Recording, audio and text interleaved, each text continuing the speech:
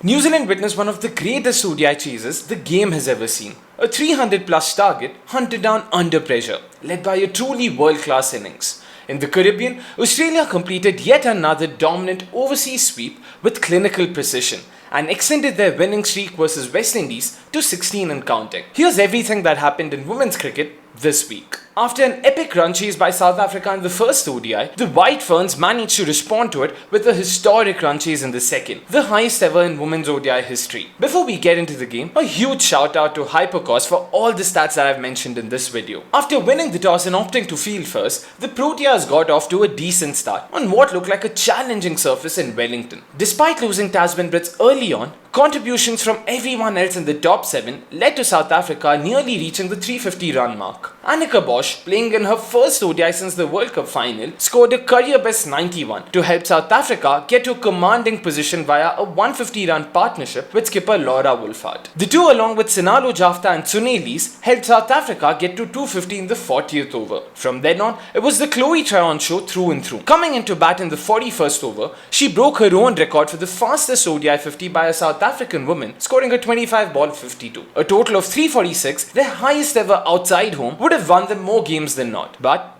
Melie Kerr had different plans. Having lost Susie Bates early on in the power play, the Kiwi captain came up with questions that South Africans had no answers to. Scoring more than half of the imposing 347 run target, her 179 was the second highest made in a women's ODI run chase. In all fairness, it never looked like New Zealand were in the hunt with the way they began. 212 runs needed in the last 25 overs and already 4 wickets down, it seemed like South Africa's game to lose from there on. And that's where Kerr was massively aided by Izzy Gaze's 48 ball 68 blitz. Once Gaze was dismissed, Kerr took it all upon herself to up the ante and keep the boundaries coming in. The lack of defensive options in the middle overs continued to haunt the Saffers and will be a hole they'd want to plug sooner than later. In the final ODI, the Kiwis flipped the script and opted to bat first after winning the toss. The decision to challenge themselves seemed to have backfired almost immediately as Ayanda Hlubi and Tumise Gukune accounted for all of Bates, Georgia Plimmer and Kerr within the first 4 overs to put New Zealand under immense pressure. A few overs later, Maddie Green survived a close call as the third umpire deemed Tumi's cotton bolt attempt off her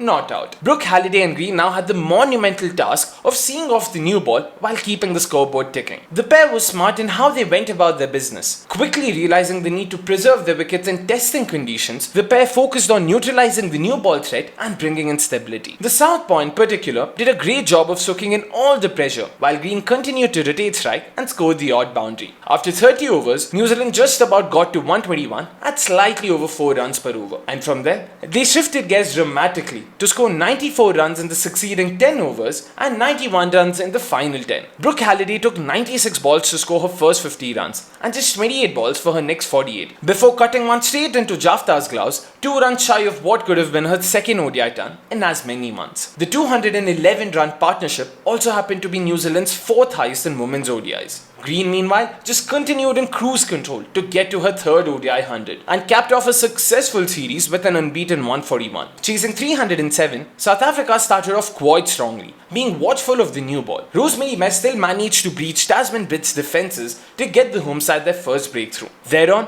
Annery Dirksen and Wolfhard stitched a sensible partnership that had South Africa in the driver's seat. Unfortunately for them, the latter's dismissal triggered a slowdown and brought in a collapse that they couldn't really get out of. The 10 overs following Wolfhard's return to the pavilion went for just 30 runs at the cost of 3 wickets. Some good incisive bowling all round and Rosemary Melie's fifer ensured that New Zealand kept chipping away with wickets at regular intervals, leading to a comfortable 66-run victory for the home side and taking the spoils home 2-1. Lastly, Australia completed a clean sweep in the ODI series against the West Indies, capping off a successful tour of the Caribbean where they did not drop a single game. We had spoken about Alana King's lack of performances along with West Indies' poor batting in the previous weekly wrap, and the former came up with a brilliant fifer to show what we had been missing throughout the series. For West Indies though, batting first after finally winning a toss in the series, this was a great opportunity for their batters to play with freedom. Bringing in Chanel Saw and Rialiana Grimmett for Kiana Joseph and Shemaine Campbell, they promoted Deandra Doughton up the order. It was an understandable move considering how they had struggled to maximize the power play throughout the series. After an attacking start by Doughton, West Indies entered a familiar territory of stagnation as the debutante Chanel and Stephanie Taylor were snaffled without troubling the scorers much. A rain interruption post helped the home side recover slightly as Chanel, Henry and Matthews began rebuilding, before Haley was caught off guard by a ripper from Alana. West Indies never really recovered from it as they lost their last 7 wickets for just 58 runs and folded cheaply for 136. Australia in turn made light work of the chase as they romped to the target in less than 20 overs. Stand-in captain Talia Megra was deputising again for Sophie Molyneux and became just the third Australian woman to win their first 8 ODIs as captain. Two series, two very different signals from the global game. While New Zealand and South Africa showed how competitive the top tier is becoming, Australia showed how high the benchmark still is. Taken together, women's cricket is becoming deeper, more competitive and increasingly high scoring across conditions. If you enjoy deep dives into the biggest stories shaping women's cricket, subscribe to the channel and follow along each week as we track how the global landscape continues to change. Until then, that's a goodbye from me.